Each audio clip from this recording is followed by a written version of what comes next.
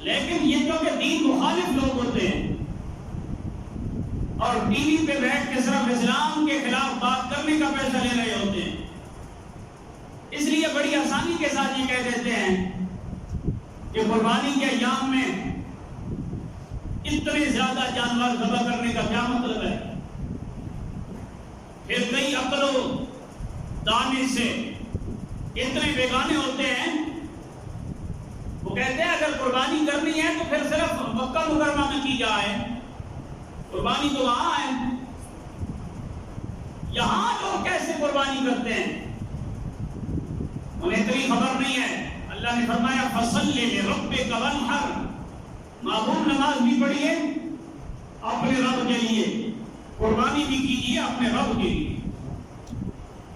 ان سے پوچھئے بھئی نماز پوری دنیا میں پڑھی جاتی ہے یا صرف مکے میں پڑھی جاتی ہے؟ جب پوری دنیا میں نماز پڑھی جا رہی ہے اور نماز اور قربانی کا حکم اللہ نے اکٹھا دیا ہے، پھر جس طرح پوری دنیا میں قربانی نماز ہے اسی طرح پوری دنیا میں قربانی ہے۔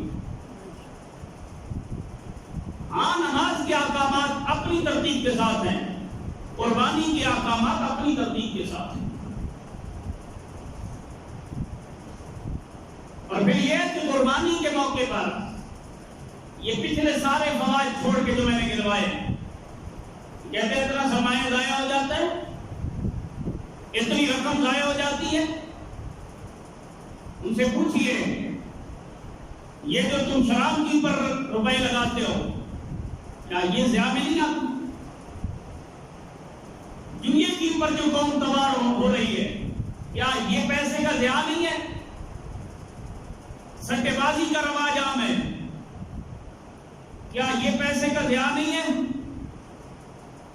اور جتنا رقم، جتنی اماؤنٹ اور جتنی قیمت لوگ چرس اور سگریٹ کے اوپر لگا رہے ہوتے ہیں، سگریٹ پینے کے کتنے فوائد ہیں کہ ڈبی کے اوپر بھی لکھا ہوتا ہے یہ مضر صحت ہے، نہ بنانے والی فیکٹریوں پہ پابندی لگتی ہے، نہ بیچنے والے دکانداروں پہ پابندی لگتی ہے، نہ خریدنے والوں کو منع کیا جاتا ہے، صرف اوپر اشتہار دے کے اپنے پیسے لے کے دنیا مطمئن ہو جاتی ہے۔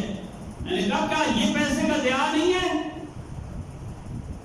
ایک نکاح ہے جو رسول اللہ صلی اللہ علیہ وسلم کی سنت ہے، حق مار ہے جو شریعت مدارہ متعین کرتی ہے، دو گواہوں کے سامنے یہ آقا کریم کی سنت کو ادا کرنا چاہیے، لیکن شادی کے اس موقع پر کنجر خانہ جو برپا کیا جاتا ہے اور جس طرح پیسے کا ضیاع کیا جاتا ہے اس کی کسی کو فکر نہیں ہے۔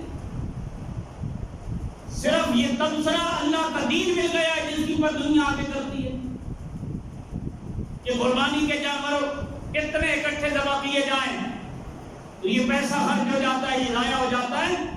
یہ تو وہ شے ہے کہ اگر کوئی بندہ قربانی کر دیتا ہے، میرے آقا کریم صلی اللہ علیہ وآلہ وسلم نے فرمایا قربانی کا جانور قیامت والے دن سواری بن کے قربانی کرنے والے کی قبر پہ آئے گا۔